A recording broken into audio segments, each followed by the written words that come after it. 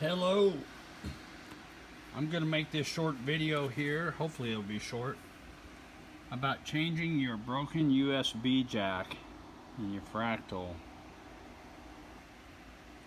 And I'm not a professional video guy, but I'm going to try to make this here and help some guys that have this problem. I have the new jack here. It's going to go in, and as you can see, there's supposed to be a little plastic doodad inside there. And this one's broke, and so it's non-op.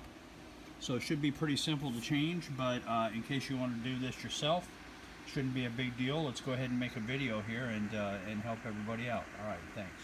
Okay, so we're going to start off by taking off this end plate right here, and so I'll go ahead and speed up the video.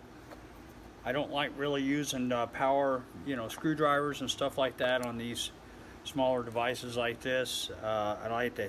Don't want to strip anything out, so I know it takes a little bit longer, but I personally use these screwdrivers like this to pull them apart. So let's go ahead and get the ends off. Okay, so now that the side panels are off, we're going to go ahead and take the rubber feet off the back of the unit here, because those actually hold this panel together, and then we'll take some screws across the front here, and then we should have this back down to the chassis where we can see the components.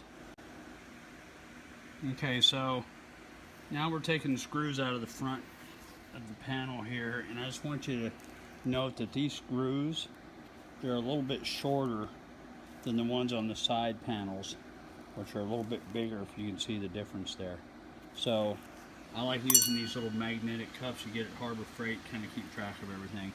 So let me go ahead and pull these four out, and then we'll see what it looks like inside. Alright, the screws are out of the front. We took them off the feet in the back. Side panels are off. Let's go ahead and just gently lift this up. And as you can see, there we have exposure to the inside. There are a couple of ribbon cables, kind of like on a computer. And so those are held in place, it looks like, with a little bit of silicone. So, but on the actual board itself, I'm not sure if you can kind of spot this, doesn't look like they're held in. So let's go ahead and give those a real gentle tug, and we'll work them side. They are held in with a little bit of silicone. So we'll go ahead and work on those a little bit. Shouldn't take much pressure. There's one.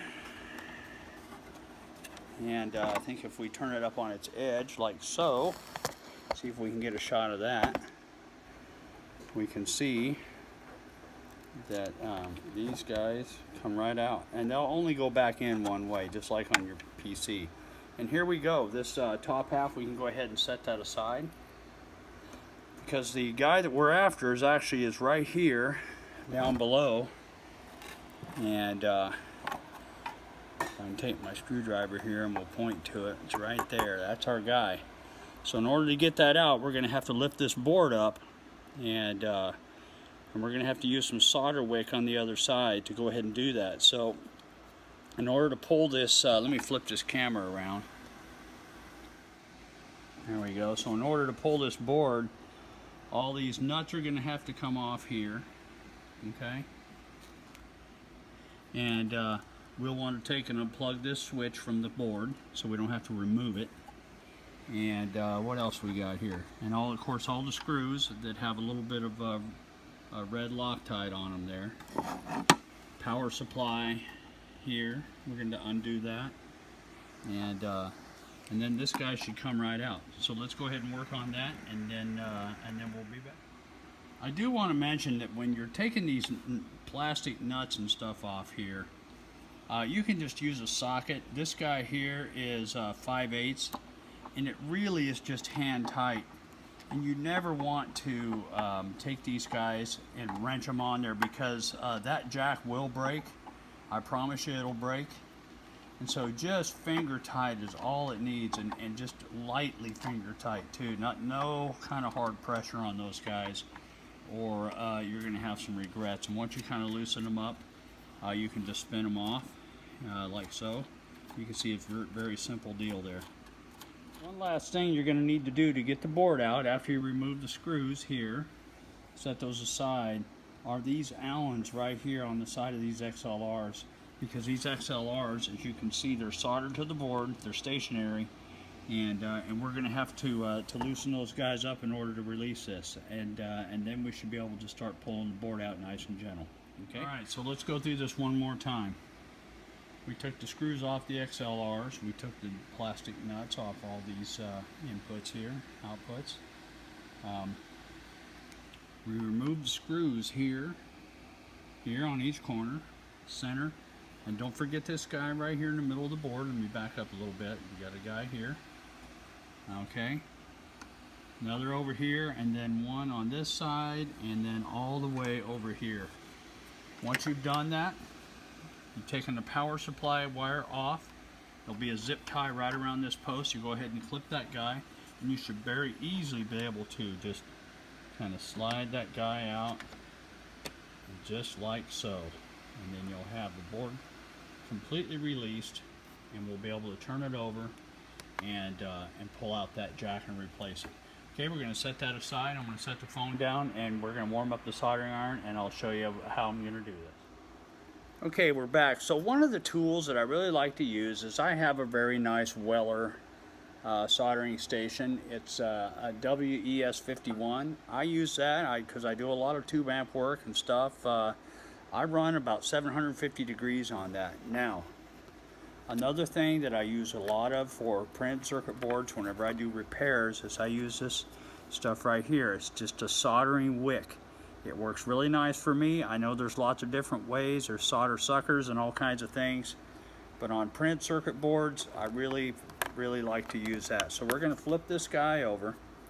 And again, this is the jack that we're after right here. Let me see if I can get it in front of the camera. Get something to point with here. And so these guys, there's 6 connectors here. These kind of pins hold this guy together, and then we have these 4. And if you look very closely at the solder, these guys do not solder together here. We do not want to short those pins out. So the method that you're going to use is we're going to take the soldering iron and we're going to warm up this with the wick in place, and it's going to pull that solder out. Let me see if I can do this on the camera here.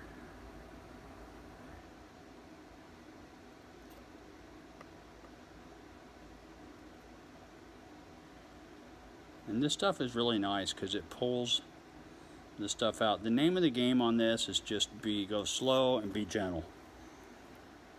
Wish I could get a better camera angle here. Hang on, maybe I could prop this guy up. Let's see here, what have I got? How about a can of deoxit? I like that. Okay.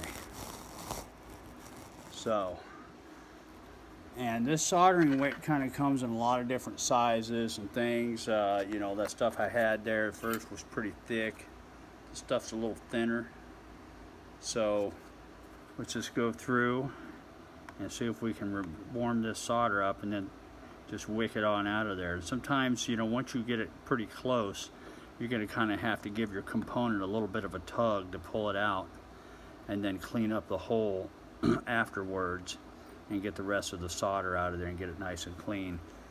You want to be very gentle when you're working with this stuff because these traces on the other side of the board can come up and get them loose. So not too much heat, just enough to kind of loosen it up, pull that solder out of there, and get out of there.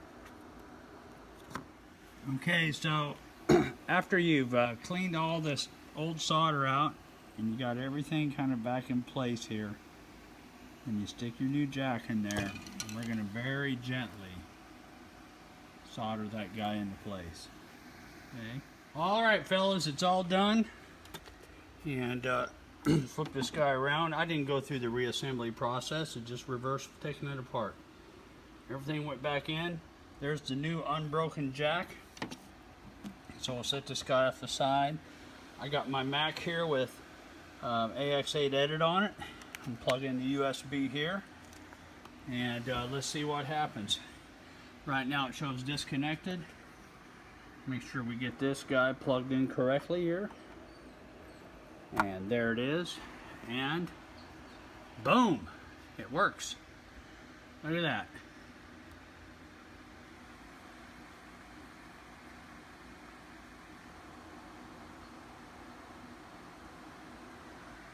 So there it is. I know I didn't go through like great detail about how to do that, but I guess the only advice I have is when you're pulling the old solder off that board, just be gentle. There's very thin traces there. They're easy to break.